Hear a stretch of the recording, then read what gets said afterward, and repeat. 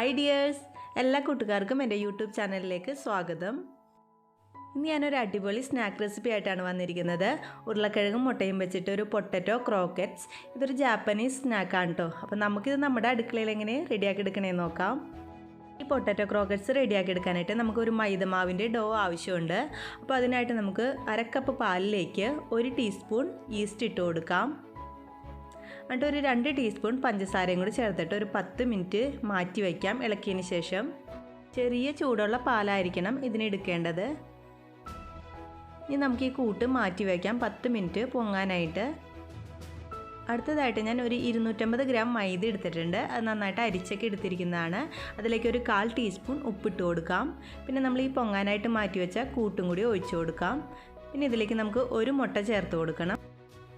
എന്നിട്ട് നന്നായിട്ടൊന്ന് മിക്സാക്കി എടുക്കാം. അപ്പോൾ ഇതിലേക്ക് കുറച്ച് വെള്ളവും കൂടി ഒഴിച്ചിട്ട് വേണം കുഴച്ചെടുക്കാനായിട്ട്. വെള്ളം നിങ്ങൾ നോക്കിയിട്ട് ചേർത്താൽ മതി, ആവശ്യമുണ്ടെങ്കിൽ മാത്രം ചേർത്ത് കൊടുക്കാം.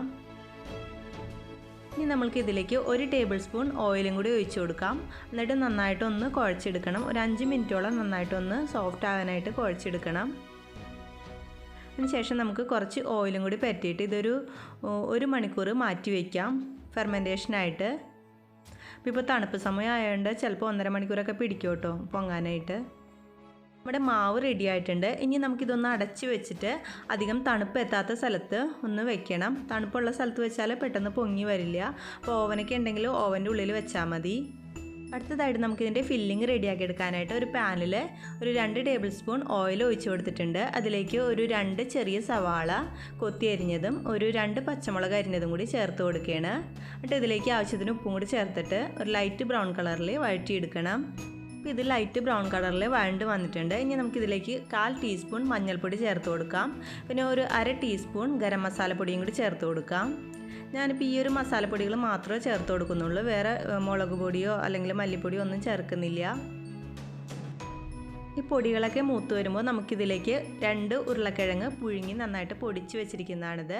അത് ചേർത്ത് കൊടുക്കാം. 2 മീഡിയം സൈസ് ഉരുളക്കിഴങ്ങാണ്. അതുപോലെ തന്നെ നമുക്ക് 2 മുട്ട നന്നായിട്ട് പുഴുങ്ങി ഇതുപോലെ തന്നെ കൈകൊണ്ട് ഉടച്ചെടുത്താണിത്. അതും കൂടി ചേർത്ത് കൊടുക്കാം. എന്നിട്ട് 2 മിനിറ്റും കൂടി നന്നായിട്ടൊന്ന് വഴറ്റി ഉപ്പൊക്കെ കുറവുണ്ടെങ്കിലൊക്കെ ചേർത്ത് കൊടുക്കാം. വേണമെങ്കിൽ കുരുമുളക് പൊടി ചേർത്ത് കൊടുക്കാം, എരിവ് കൂടുതൽ ആവശ്യമുള്ളവരാണെങ്കിൽ. അപ്പോൾ നമ്മുടെ ഫില്ലിങ് റെഡിയാവും. കുട്ടികൾക്കൊക്കെ കൊടുക്കാനാണെങ്കിൽ ഈ ഒരു ഫില്ലിങ്ങിലേക്ക് നമുക്ക് ചീസ് ഗ്രേറ്റ് ചെയ്തിട്ട് ചേർത്ത് കൊടുക്കാം. മൊസറല്ല ചീസോ അല്ലെങ്കിൽ ചെഡാർ ചീസോ ഒക്കെ ചേർത്ത് കൊടുക്കാം. അപ്പം നല്ലൊരു വേറൊരു ഫ്ലേവർ ആയിരിക്കുള്ളൂ. ഇപ്പം നമ്മുടെ ഫില്ലിങ് റെഡി ആയിട്ടുണ്ട്. ഇപ്പോൾ ഏകദേശം 1 മണിക്കൂർ കഴിഞ്ഞിട്ടുണ്ട്. നമ്മുടെ മാവ് നന്നായിട്ട് പൊങ്ങി വന്നിട്ടുണ്ട്.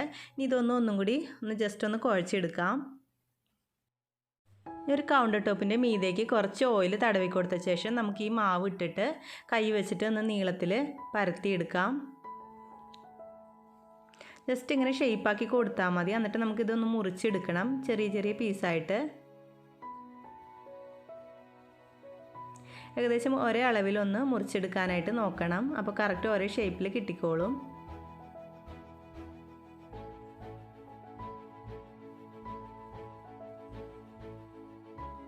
അപ്പോൾ ഇതുപോലെ മുറിച്ചെടുത്തിട്ടുണ്ട്. ഇനി നമുക്ക് ഓരോ മാവ് എടുത്തിട്ട് ചെറിയ ചെറിയ ബോൾസായിട്ട് ഉരുട്ടി വയ്ക്കാം.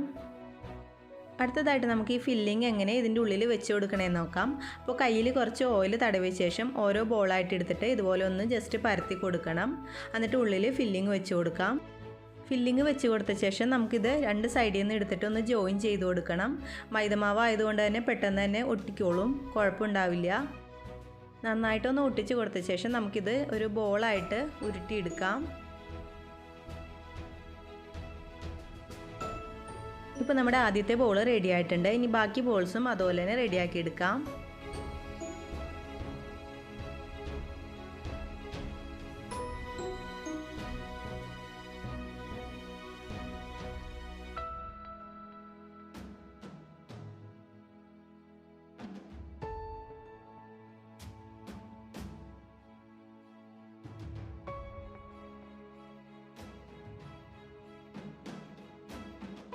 ഇപ്പോൾ നമ്മുടെ ബോൾസ് എല്ലാം റെഡിയാക്കി എടുത്തിട്ടുണ്ട്.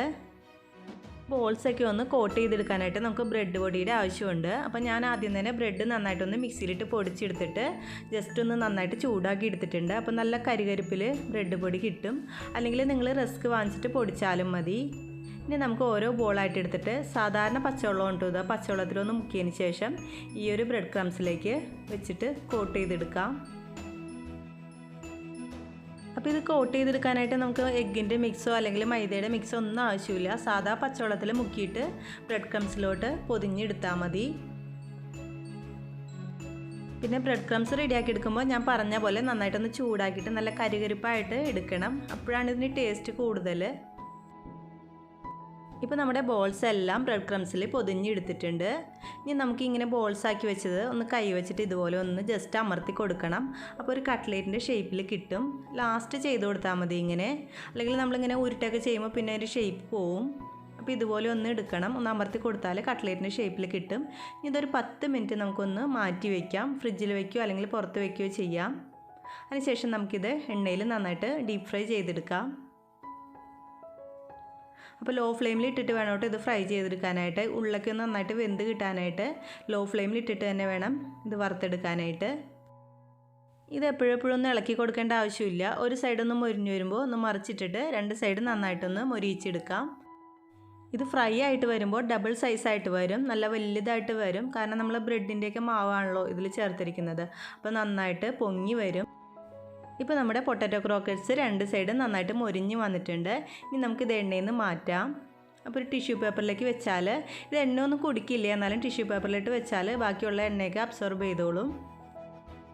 ഇപ്പോൾ നമ്മുടെ നല്ല കിഡിലും ടേസ്റ്റി ആയിട്ടുള്ള പൊട്ടാറ്റോ ക്രോക്കറ്റ്സ് റെഡി ആയിട്ടുണ്ട്. അപ്പോൾ നിങ്ങൾ എന്തായാലും ഈ ഒരു ഡിഷ് എന്തായാലും ഒന്ന് ട്രൈ ചെയ്ത് നോക്കണം കേട്ടോ.